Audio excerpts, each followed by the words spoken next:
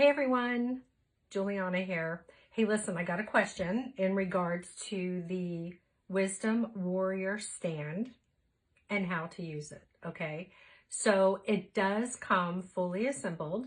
So it's gonna come in a really nice secure box. This is what it looks like.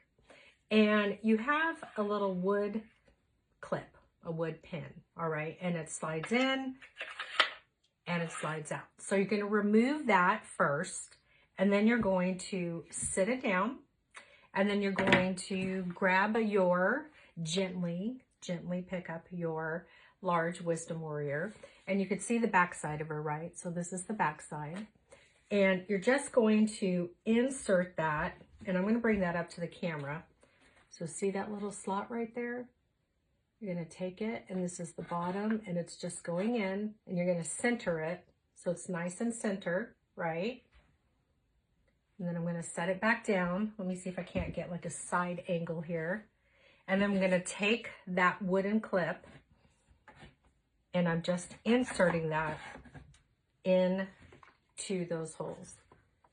See that? Okay. So your warrior is ready for battle. All right, so let's do that.